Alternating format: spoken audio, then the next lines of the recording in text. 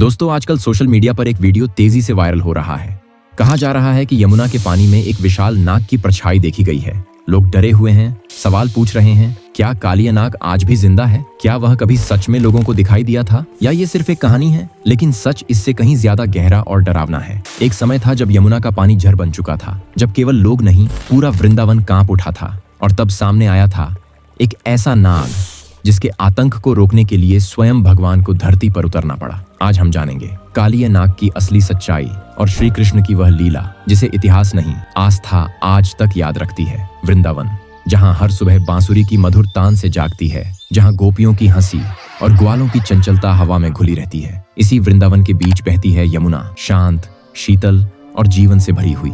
यमुना केवल एक नदी नहीं थी, वह वृंदावन की आत्मा थी। उसके जल से खेत हरे भरे रहते, पशु तृप्त होते और लोग स्नान कर पुण्य पाते। पर समय के साथ उस शांति में एक अंधकार घुस आया। कहा जाता है कि एक अत्यंत विषैला और अहंकारी नाग कालिया गरुड़ के भय से भागता हुआ यमुना में आ छिपा। उसका विष इतना प्रचंड था कि उसके फनों से टपकते जहर ने यमुना के जल को दूषित कर दिया। जहां कभी शीतलता थी, वहां उबाल आने लगा। मछलियां मरने लगीं, कछुए किनारों पर तड़पने लगे, पेड़ पौधे सूखने लगे। धीरे धीरे वृंदावन में भय फैल गया। ग्वाले अपने पशुओं को यमुना के पास ले जाने से डरने लगे। माताएं बच्चों को चेतावनी देती, यमुना के पास मत जाना। नंद बाबा चिंतित रहते और यशोदा माँ का हृदय आशंकाओं से भर जाता। गोपियां यमुना तट पर खड़ी होकर प्रार्थना करती, हे नंदलाल, हमारी यमुना को बचाओ। कृष्ण सब देखते थे। वे जानते थे कि यह केवल एक नाग का आतंक नहीं, बल्कि अधर्म और अहंकार का विष है जिसे समाप्त करना आवश्यक है। एक दिन ग्वालों के साथ खेलते खेलते कृष्ण यमुना तट पर पहुंचे। वहां का जल उबल रहा था। अचानक एक ग्वाला विषैले जल से प्रभावित हो गया। यह दृश्य देखकर कृष्ण का संकल्प दृढ़ हो गया। कृष्ण कदम्ब वृक्ष पर चढ़े। नीचे उबलती यमुना, ऊपर शांत आकाश। वृंदावन की सांसें थम गईं। एक क्षण में कृष्ण ने छलांग लगाई और यमुना के विषैले जल में कूद पड़े। जल उछल पड़ा, फेन उठने लगे। पूरा वृंदावन शोक में डूब गया। कन्हैया, यमुना के भीतर कालिया जाग उठा। उसके विशाल फन फुफकारने लगे। उसने कृष्ण को अपने कुंडलों में जकड़ लिया। जल के भीतर भयानक संग्राम शुरू हो गया। ऊपर नंद यशोदा व्याकुल, गोपियां विलाप करती, देवता भी चिंतित हो उठे। तभी अचानक जल शांत हो गया। सबकी आंखें फैल गईं। यमुना की सतह पर प्रकट हुए श्री कृष्ण कालिये के फनों पर खड़े। न उनके हाथ में कोई अस्त्र था, न क्रोध, केवल दिव्यता।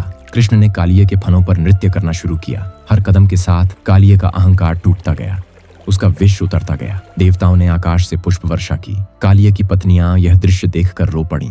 वे हाथ जोड़कर कृष्ण से विनती करने लगीं, प्रभु, हमारे स्वामी ने अज्ञानवश अपराध किया है, कृपा कर इन्हें क्षमा करें। करुणामय कृष्ण का हृदय पिघल गया। कृष्ण ने कालिये से कहा, तुम्हारा अहंकार ही तुम्हारा सबसे बड़ा विष था। यमुना को छोड़ दो, समुद्र में जाओ और अधर्म का त्याग करो। कालिये ने सिर झुका दिया। उसके फन शांत हो गए। वह अपनी पत्नियों सहित यमुना छोड़कर चला गया। जैसे ही कालिये गया, यमुना का जल निर्मल हो गया। मछलियां लौट आईं। पेड़ फिर से हरे हो गए। वृंदावन में उत्सव छा गया। बांसुरी की तान फिर गूंज उठी। नंद बाबा ने कृष्ण को हृदय से लगाया। यशोदा माँ ने आंसुओं के साथ कहा, तू मेरा बालक है।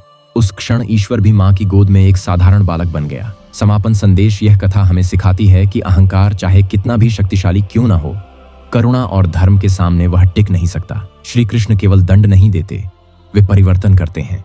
जहां उनका चरण पड़ता है, वहां विष भी अमृत बन जाता है। यही है कालिया नाग और श्री कृष्ण की अमर लीला।